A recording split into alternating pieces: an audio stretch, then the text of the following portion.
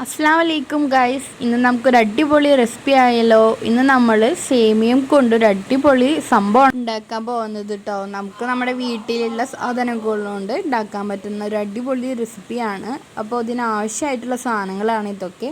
അപ്പോൾ നമുക്കിത് എങ്ങനെ ഉണ്ടാക്കാമെന്ന് നോക്കിയാലോ. ഞാനിതാ ഇവിടെ ഒരു നോൺ സ്റ്റിക്കിൻ്റെ ഒരു പാത്രം എടുത്തിട്ടുണ്ട്. അതിലേക്ക് നമ്മുടെ സേമിയം, അത് വറുത്തതാണെങ്കിലും വറുക്കാത്തതാണെങ്കിലും ജസ്റ്റ് അതൊന്ന് വറുത്തെടുക്കണം കേട്ടോ.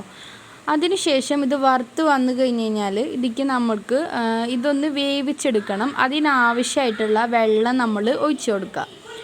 എന്നിട്ട് ഇതിക്ക് വേവാൻ ആവശ്യമായിട്ടുള്ള ഉപ്പൊക്കെ ചേർത്ത് നന്നായി മിക്സ് ചെയ്ത് കൊടുക്കണം കേട്ടോ.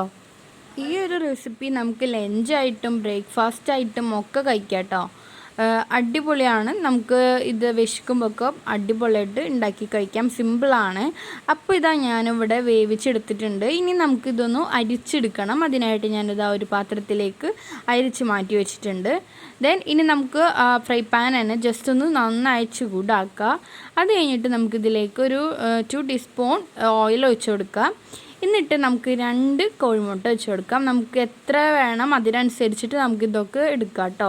എന്നിട്ട് നമുക്ക് ഇതിനാവശ്യമായിട്ടുള്ള ഉപ്പ് വേണമെങ്കിൽ കുരുമുളക് പൊടിയും ആഡ് ചെയ്ത് കൊടുക്കാം. അപ്പോൾ ഇതാ ഇവിടെ നമ്മുടെ മുട്ട വറുത്തതൊക്കെ സെറ്റായി.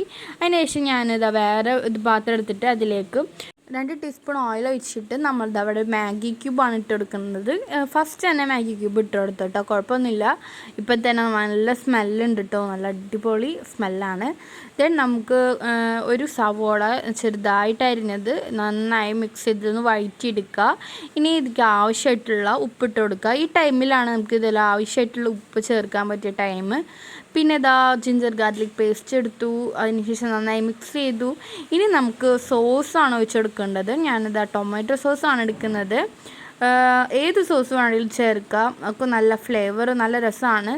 ദെൻ ചില്ലി പൗഡറും പിന്നെ ഞാൻ കാശ്മീരി ചില്ലി പൗഡറും ആഡ് ചെയ്ത് കൊടുത്തിട്ടുണ്ട്. ഇനി നമ്മൾ നേരത്തെ വറുത്തെടുത്ത എഗ്ഗ് ഉണ്ടല്ലോ, അത് നമുക്ക് ഇതിലേക്ക് ചേർത്തിട്ട് നന്നായി മിക്സ് ചെയ്തെടുക്കാം.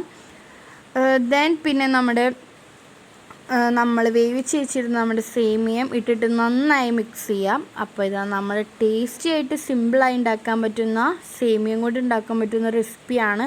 അപ്പോൾ എല്ലാവരും വീട്ടിൽ ട്രൈ ചെയ്ത് നോക്കിയിട്ട് അഭിപ്രായങ്ങൾക്ക് പറയാം. അസ്സലാമു അലൈക്കും.